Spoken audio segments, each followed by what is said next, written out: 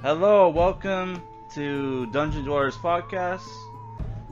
For our latest review for Christmas month, we're reviewing the 1974 classic Black Christmas, directed by Bob Clark. Not Clark. Bob Clark, and written by Roy Moore. This stars Olivia Hussey. That's actually, I don't know if that's how you pronounce her name. She was a Bond girl in like the first Roger Moore movie, which was it Live and Let, not Live and Let Die. That was a Timothy Dalton movie. I can't remember, but wasn't it Killing Daylights, or was that another? I can't remember. But like, yeah, she was in the first Roger Moore movie. We got Keir Dullea, I don't know how to pronounce that name either, that plays Peter. He was Dave in 2001: A Space Odyssey. Which is like, dude, like, shouldn't you be in like your 30s? Like, why are you in like college? But whatever. You got Margot Kidder as Barb. Margot Kidder, you'll know from the 1970s Superman movies, where she played Lois Lane. John Saxon is Lieutenant Fuller. John Saxon's been like a lot of cult 70s and 80s movies. He was in a movie with Bruce Lee, and I think he was the villain in that like in this like really shitty Star Wars ripoff that what was his name? The guy, what was his? James Cameron. Yeah, James. You know the guy from Terminator?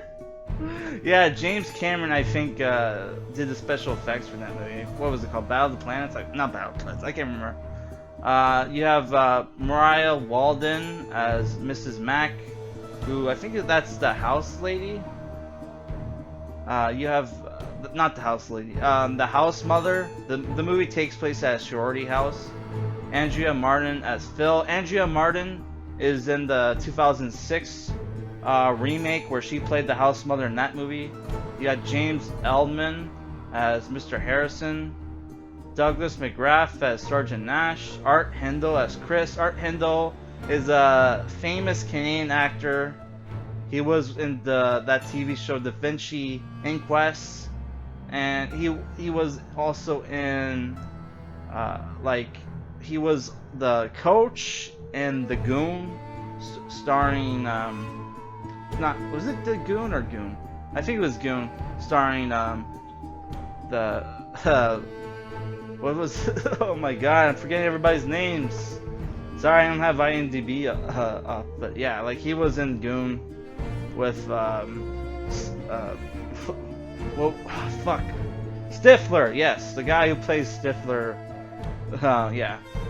You got Lynn Griffin as Claire, Michael Rapport as Patrick, not that Michael Rapport, Les Carlson as Graham, Martha Gibson as Mrs. Quaife, John Rudder as Laughing Detective, which was my favorite character the first time around when I watched this movie 10 years ago, and it is still my favorite character in this movie. So yeah, this is a horror movie.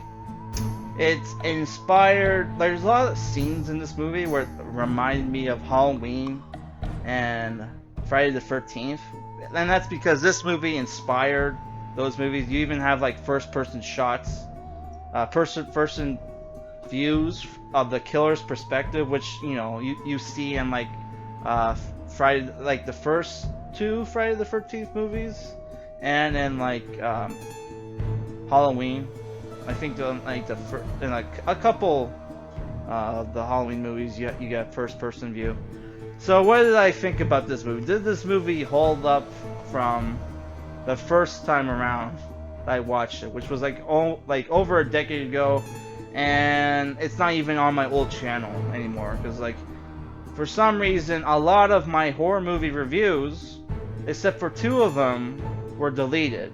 So I don't know, whoever hacked my fucking old account decided to get rid of those and kept the comic reviews. Which, props to you, I guess. I don't know. So, yeah. It's the thing where, like, I don't know if it's because I knew the twist or whatever, but it's like, well, it's not even that much of a twist because the movie lets you know right away that the killer's in the house and he's in the attic the entire movie, which is like, which gets rid of like a lot of the tension throughout the kills, which a lot of the kills, maybe it's because this movie was made in the 70s, but yeah, there's not a lot of kill shots in the movie, I would say. Like, the movie would cut away during the kills, which, like, you know, it's fine, you know, that's normal for 70s horror. But I would say if you compared this movie to a lot of 70s horror at the time, like the Hammer films and the Amicus films, this movie is probably light years away better than those movies. Like, the cinematography is great in the movie, the acting's great, there's a lot of funny lines in the movie, especially with, between, like, Barb and Sergeant Nash, where, Sergeant Nash asks for Barb's phone number for the sorority house phone number, and she tricks him into writing down fellatio, like it was like some new like extension or whatever. And like the Lieutenant Fuller, John Saxon's character, is reading the police report, and like the laughing detective in the corner is just like holding it in, and then like there's like a the camera's like has a side view of John Saxon, and you can see like the laughing detective in the in the corner, like looks like he's about to laugh. He's holding it in.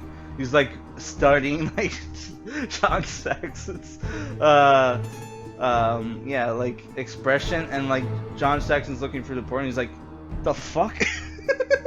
And like he just bursts out laughing. He calls in Sergeant Nash. He's like, Sergeant Nash, what the fuck is this? He's like, what?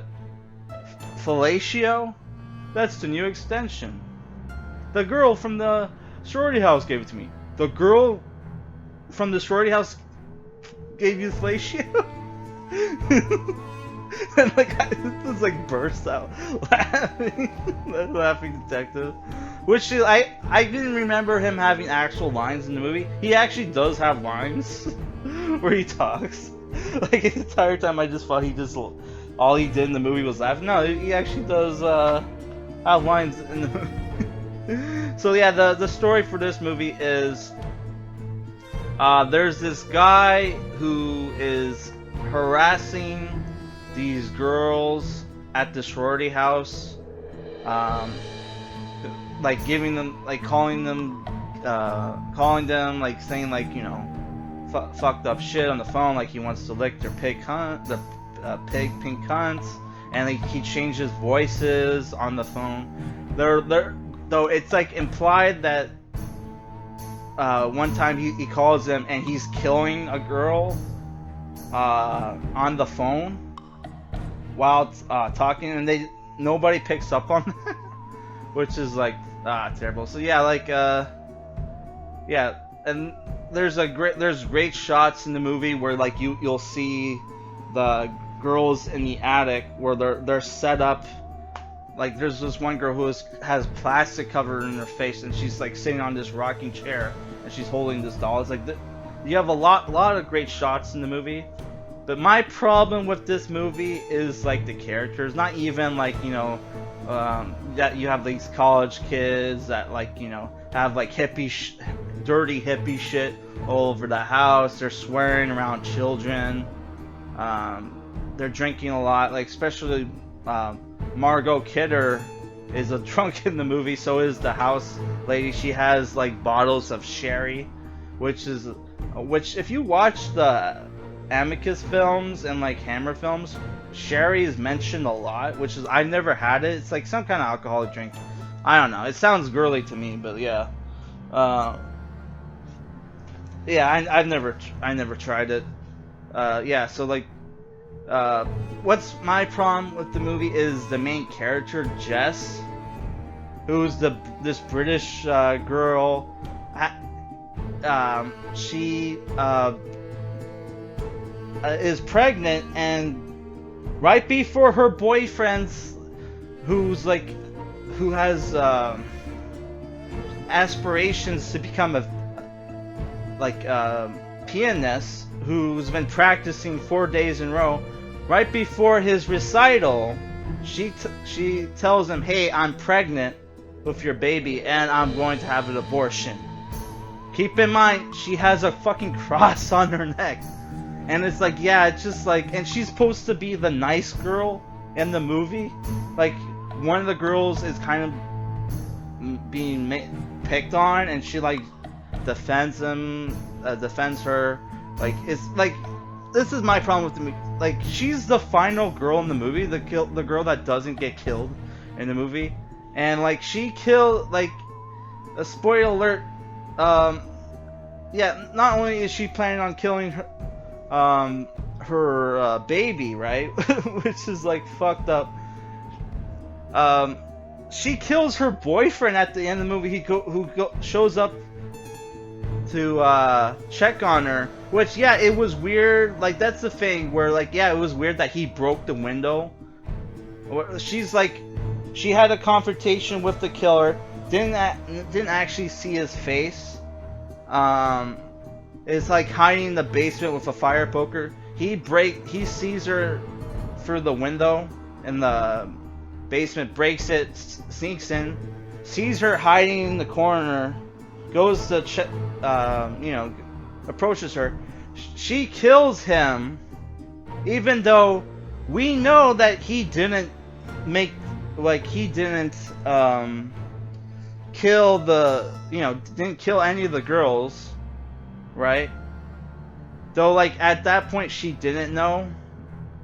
At that point, like, I guess it's the thing where they find out the calls were coming from inside the house, which is, that's where that trope came from this movie. So I guess he could have made the phone call, but the problem with that is he had no reason. This guy been going on a murder spree for at least like a day or two before, or like at least a day before, like, he got the bad news that she was gonna have an abortion. So he has no fucking reason to, like, kill this girl, right? And there's the fact that, well, if, like, not only does he have no reason to do that, but he would be killing his baby if he killed her now, right? So it wouldn't make sense for him to kill the girl, like, before she didn't even had the abortion, right? So that's my problem with the movie, is I hate the main character of this film. But besides from that, it is a good movie. It's very entertaining. You have great cinematography, great acting with the characters. But, like, my problem with the movie is more like writing here and there, and there's the fact that you never figure out the killer's motivations. Which this movie was supposed to get a sequel, but it was the problem where, like, John Carpenter called up Bob Clark and asked him, "Hey, what were you gonna do for the sequel?" And he said, "Oh, Billy would escape from an insane asylum on Halloween, and it would be Black Halloween." So, like, John Carpenter stole the idea for the sequel to make the Halloween franchise. So it's like, yeah, it totally fucked shit up. That, like, end up behind the scenes, like, Bob Clark talks about it. Sorry, I need a drink. Yeah, so if I were to give this movie a rating, it's the thing where it is a little dated. And as much as people, like... Oh, I also should mention, for the DVD, which came out in... When does DVD come out? It's not telling me anything. Fuck. Whatever. They did not remaster it at all. And there's no subtitles, which it pisses me off that there's no subtitles in movies, because I am a little bit hard at hearing, right? And so there's, like, times where I'm having trouble, like, hearing what people are saying, especially though like, especially like for a movie like this, you want to know what the fuck the killer is saying in the movie, because there's like hints at like in his motivations for why he's doing what he is doing, right? And I would have no way of figuring out unless I, like, you know, looked up a transcript or something online.